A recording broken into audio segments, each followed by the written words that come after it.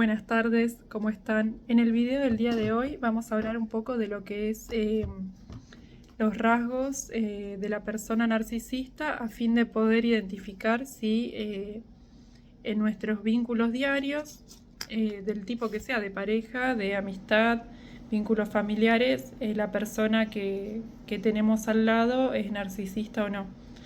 Y también quería retomar un punto de otro video donde yo decía que las personas podemos mejorar, ¿sí? Yo creo que mejoré en los años en algunos aspectos, en otros no. Hay mucho camino por andar, pero quería traerles una anécdota donde quiero dejar en claro que sí, las personas podemos cambiar. El tema es que no pretendamos cambiar a una pareja, ¿sí? Que quizá busquemos en nuestros vínculos tener trato con gente que admiremos, más que gente que querramos corregirla. No, eso no apuntar a eso, apuntar a gente que realmente admiremos mientras pueda haber una elección. Porque bueno, en el caso de la familia uno no elige, pero sí en las amistades y las parejas. Así que bueno, yendo al punto de cuándo las personas sí podemos cambiar. Bueno, yo les cuento mi situación, ¿sí? Yo cuando tenía 20 años estudiaba artes visuales en una universidad en Capital Federal y tenía un compañero que me gustaba. Pero yo era muy tímida. Me costaba mucho entablar amistades, me costaba mucho hablar con gente que no conocía. Y la particularidad que tienen las universidades y que no las tienen, por ejemplo, los profesorados, es que tenés varias cátedras para elegir, un montón de horarios, somos un montón de alumnos, entonces es difícil coincidir con los distintos grupos. Y cada uno tiene la libertad de quizá anotarse en una materia de primer año, quizás si no tiene una correlativa, te anotás en otra de segundo. Vos vas manejando cómo querés armar tu cursada. Entonces es muy difícil coincidir con la misma gente de un cuatrimestre a otro, por lo menos en el caso de las universidades públicas en las que yo estudié. Cada uno hace su propio recorrido. Y a mí me parece una libertad hermosa, pero la contracara de esto es que al no coincidir con la misma gente, una mitad del año tener un grupo que te rodea y en la otra mitad tener otras personas totalmente distintas, se dificulta el tema de hacer amistades, ¿sí? Yo quizás sí tuve grupos lindos, muy poquitos, con los que realmente después seguí teniendo contacto y nos juntamos fuera de lo que es la cursada, pero en general no tenía mucho trato, más que el mínimo y necesario. Y bueno, yendo a esta anécdota que les quería contar que ilustra de algún modo cómo uno evoluciona, cómo uno cambia para bien, porque hay gente que te dice, no, las personas no cambian. Yo creo que sí. Bueno, me gustaba este compañero, entonces el último día de clases decido darle un papelito con mi número de celular y una invitación a algún día, si a él le interesaba, salir a tomar algo. Así que, ¿a qué voy con esto? Elegí el último día de clases porque, como les digo, como al haber distintas sedes de esta universidad, al haber distintos horarios, distintas cátedras, probablemente no me lo iba a cruzar más. Si recibí un rechazo, bueno, yo cobarde decía, por lo menos no le vuelvo a ver la cara, hay muy pocas chances. Bueno, cuestión es que sí me respondió, me escribió un mensaje, empezamos a salir, qué sé yo, la verdad que, spoiler alert, no funciona el vínculo, pero haciendo como una autocrítica. ¿Qué era lo que yo buscaba en la otra persona o lo que me había llamado la atención? En esa época la estética, era una persona súper hegemónica, se parecía un poco a un personaje de una novela que había leído, que era de estas novelas del siglo XIX, donde el hombre es un poco misterioso, rudo, difícil, tipo Jane Eyre, no sé si se pronuncia así, o Cumbres Borrascosas, donde bueno, el amor cambia a esa persona tan ruda, ¿sí? Esa persona fría que tiene un carácter un poco difícil o indescifrable o enigmático quizá. Y yo buscaba eso. Entonces, mucha novela, ¿no? Esa persona me llamó la atención desde la estética que se parecía a este personaje de una novela que yo leí, con sus ojos negros, con su manera de vestirse. Me gustaba mucho, sí, la vestimenta que esta persona elegía. la música que consumía, me recomendó unos temas de la que en ese entonces era mi banda favorita. Y bueno, es como que me llamó mucho la atención ese tema de lo estético, de la música, de la ropa. Y reflexionando durante muchos años me di cuenta, de grande, de adulta, lamentablemente, me hubiese ahorrado muchos disgustos, que eso no es lo importante.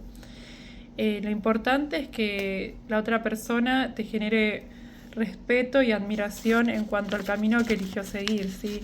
En cuanto a ves que se esfuerza para desarrollarse en lo que sea que haya elegido hacer, ¿sí?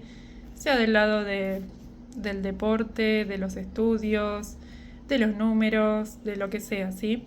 Que elige quizás seguir el camino más difícil, no el camino más fácil, se esfuerza, se supera día a día, trata de ser buena persona, comparte tus mismos valores, como dije. En mi caso, mi valor es quizá ser honesto, no engañar, no consumir drogas para evadirse de la realidad de los problemas. Porque bueno, todos tenemos momentos difíciles. Yo hay momentos que me quedo sin mi hijo porque se va a lo de su familia paterna y me agarra como una tristeza. Y bueno, aprendí esos momentos a encarar esas situaciones, bueno, en primer lugar plenamente sobria en el más amplio de los sentidos y sola también, ¿sí? No apoyarme en estar todo el tiempo rodeada de gente, rodeada de la familia, de quien sea, para poder transitar ese dolor, transitar ese momento difícil y bueno, salir más fortalecida. Así que hay que apuntar a eso, yo creo. Yo creo que evolucioné en ese sentido, ¿sí? En vez de fijarme en la estética de la vestimenta, en la estética en cuanto a gustos musicales, bueno, yo quizá también influyó que soy de la época de las tribus urbanas, bueno, descartar esa pavada, porque yo creo que es una cáscara, no es lo importante, y tratar de ir hacia la esencia, ¿sí? De la persona. Bueno, no le gusta la misma música que a mí, pero a tal persona con la que tengo un vínculo. Le gustan o admira los mismos valores o tiene los mismos mandatos o tiene la misma manera de ver el mundo que yo. Y bueno, en caso de que haya coincidencia, creo que eso es más valioso que haya coincidencia con los gustos en la música o en la vestimenta o en la apariencia, todas esas cosas. Aprendí a los golpes que no son importantes, son solo una cáscara. Así que eso también ayuda a ser más tolerante. Porque hay muchos memes en contra de la gente que le gusta la cumbia, le gusta el reggaetón. Yo me reía, los compartía esos memes porque me creía más elevada porque me gusta, no sé, Depeche Mode. Pero es solo una cáscara, ¿sí? Lo importante está en otro lado. Y yo estudiando comunicación social también charlábamos, ¿cómo puede ser que alguien mire Tinelli o Gran Hermano? Y bueno, charlábamos desde el sentido común que quizá las personas vienen muy estresadas de su trabajo, con miles de problemas y ves, no sé, la pelea de, vamos a suponer, Flor Viña con Luciano Castro y bueno, te reí un poco, hay memes, se genera un montón de contenido que de algún modo te hace olvidar por un ratito que no estás llegando a fin de mes o que estás con un montón de situaciones difíciles que te atraviesan día a día. Así que bueno, tratar de entender, tolerar y ver que lo importante está en otro lado y no que en juzgar que el otro mira a Tinelli o escucha una música que quizá a uno no le interesa tanto o no le gusta. Así que bueno, yendo al punto del video, ¿sí? De cómo darte cuenta si tu vínculo es con una persona narcisista o no. Vamos a ver algunos puntos que yo estuve, o algunos tips para reconocer que yo estuve investigando, ¿sí? En primer lugar, la otra persona, la persona narcisista, no tiene interés genuino en vos. Presta atención a esto, ¿sí? Si vos compartís información tuya que vos considerás importante, alguna anécdota linda, la otra persona te presta atención, se da cuenta. Porque a mí lo que me pasó, que digo, qué terrible. Una cosa, los detallitos, ¿no? Que todos nos podemos olvidar. Pero me acuerdo que mi expareja me fue a esperar, porque era ultra celoso, a la puerta de la facultad. Y alguien le pregunta, ¿qué carrera estudia tu mujer? Y le dijo trabajo social, o no sé qué carrera le dijo, que no era mi carrera, ¿sí? O sea, ni siquiera prestó atención o no tenía un interés en qué es lo que yo estudiaba o qué título estaba persiguiendo, ¿sí? En qué campo me iba a desarrollar, porque claramente no es lo mismo trabajo social que comunicación, que va para el lado del periodismo. Si bien son ambas ciencias sociales, yo que estaba ya en el último tramo cuando lo conocí a él, claramente tu trabajo va a ser otro cuando te recibas o cuando estás en los últimos años de la carrera. Es muy grave este error porque me demostró que evidentemente no había un interés en mí, ¿sí? Un interés genuino, como digo, una preocupación sobre lo que hago, cómo me va, si me va bien, en cuánto tiempo me recibo, qué es lo que quiero hacer una vez obtenido ese título. No le interesó, ¿sí? Porque bueno, aparte esta persona me acordaba como que creía que lo único válido es el arte, sea la música, sea la pintura, y como que lo otro es un conformismo para encajar en la sociedad, en la Babilonia, decía él. Pero no, a mí me apasionan las ciencias sociales, ¿sí? Me apasiona todos estos debates de los vínculos, la manera en que nosotros consumimos los medios, si qué tan real o no es, por ejemplo, la teoría de la aguja hipodérmica, que es una teoría que dice que nosotros tenemos contacto con una información o se transmite una información a la gente a través de los noticieros, a través de los diarios, de los medios que sea, y la gente toma eso sin ningún tipo de análisis y se lo cree. Y bueno, hay gente que lamentablemente es así, porque algo apareció en la televisión o lo vieron en Facebook, ya lo toman como algo real. Fíjense si no los conspiranoicos, o sea, ven cualquier teoría en YouTube y ya lo toman por real.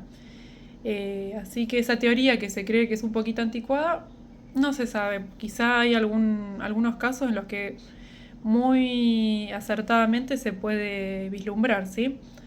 Después, el siguiente rasgo que tiene una persona narcisista, yo quizá apunto más al lado de las parejas, es que creen que no son apreciados, ¿sí? A mí constantemente mi expareja me decía que como que la gente no lo había descubierto con su música, con lo que él hacía, que quizás si él se fuese a Norteamérica iba a tener mucho éxito porque la sociedad es distinta, que iban a entender su producto, lo que él hacía, y que acá era un incomprendido, ¿sí? Entonces, ojo, sea en el ámbito que sea, que desarrolla su actividad esa persona, creen que no son apreciados, no hacen la autocrítica de decir, bueno, quizá me falta pulirme, me falta mejorar, o quizá esto que estoy haciendo no es lo mío, tengo que replantearme y dedicarme a otra cosa. Que yo lo hice, no hay ningún problema, nunca es tarde para volver a empezar. Yo, como les digo, estudié artes visuales, me replanteé, esto es realmente lo mío, quiero dedicar horas de mi vida a estar pintando un montón de horas, dibujando, tallando esculturas y no sé. Entonces, en vez de creer que uno no es apreciado, que mi dibujo es buenísimo, pero el profesor no lo apreció porque es malo, porque me tomó idea, no sé. No, replantearme, ¿no? Me falta más horas de práctica, más horas de estudio, estudiar sobre la perspectiva, el punto de fuga, el sistema Monge, creo que se llama. Bueno, los distintos métodos para representar la realidad, no me está faltando pulirme en eso a mí y no es que el otro no me aprecia. Bueno, ojo que los narcisistas creen que no son apreciados, así que es otra alerta, otra red flag, como decía. Después otra, estoy viendo un machetito que tengo acá de lo que estoy investigando, que no aceptan un no, ¿sí? No interesa tu deseo, interesa el deseo de la otra persona se impone. Fíjense si no esto de la privación del sueño de la que hablé en otro video.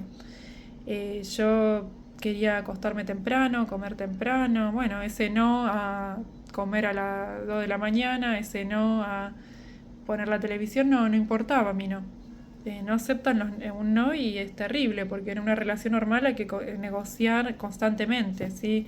El deseo del otro, el mío, la necesidad de cada uno y llegar a un acuerdo, pero la persona narcisista no acepta un no por respuesta. Después, otro ítem que encontré para identificar a estas personas con esta estructura mental es que les preocupa cómo tus acciones les pueden afectar, ¿sí? En mi caso, cómo la otra persona entendió que mi mis acciones, mis decisiones, mis rutinas le iban a afectar. Bueno, esto de decirme que lo dejaba muy solo, esto de decirme que es seguro que yo en el trabajo o en el estudio lo engañaba, o sea, le importaba a él, no importaba que esa acción me ayude en el caso de estudiar, de evolucionar, de tener otra cultura, otro nivel de cultura general. Eso no importaba, importaba sus acciones, que él se iba a sentir celoso, inseguro, mal, solo. Ahora, ¿cómo impacta en mí? Que yo encima siempre fui súper honesta, nunca lo engañé. Eso poco importa, ¿sí? Después resaltan constantemente sus logros, ¿sí? A mí esta persona me presumía todo el tiempo, bueno, llegué a tener tal cosa, tal cámara con tanta definición, me vieron tantas personas, me comentó alguien mi video en inglés, que, o sea, como que su video había llegado a la otra punta del mundo. Y sí, con internet es fácil llegar a contactar con gente de otros países. Pero constantemente resaltar sus logros, que bueno, está bien, quizá a mí como persona insegura, digo, también tendría que empezar a resaltar mis logros un poquito más. Pero la otra cara de la moneda es que no ven todo lo que les falta, entonces no evolucionan. Se quedan con lo bueno, que era súper cuestionable en el caso de él, porque muchas cosas que obtuvo fueron por herencia y no por su trabajo o por su mérito. Entonces te estanca. Solamente resaltar los logros no te ayuda a evolucionar. Por otro lado, no aceptar las críticas, estallar, ¿sí? Son personas muy irascibles, que muestran un enojo desmedido ante cualquier crítica, ante esto de decirles que no. Y es toda una estrategia súper intencional, porque si saben que vos tenés conciencia de que él va a estallar, ¿sí? Él o ella, según la persona que sea, que va a estallar, que te va a insultar, que te va a gritar, y entonces vas a evitar confrontarlo, criticarlo sanamente, ¿sí? Mira, no está bueno que, no sé, que para tu cuerpo, que estés fumando todo el día.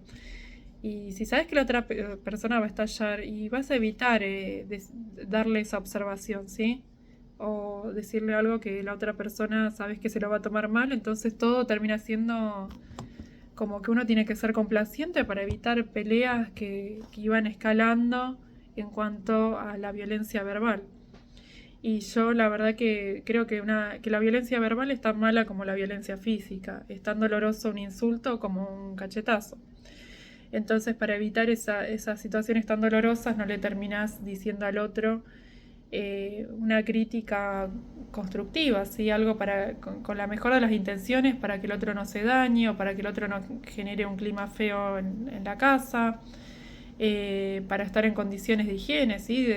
No le podía decir, bueno, che, tendé la cama o el pañuelo, no lo dejes el pañuelo sucio en la cama, sino tirar al tacho de basura, o no te acuestes comiendo chicle que después te dormís y se hace un enchastre en el colchón, que yo había comprado encima hace poco, y estaba ya con las manchas del chicle, lo quería matar, la verdad, pero yo con la mayor diplomacia le decía las cosas y lo tomaban como una agresión, ¿sí? Esa crítica que es para que estemos en un lugar más lindo, más agradable, lo tomaba de manera muy violenta, era una reacción muy desmedida ante mi observación o mi crítica.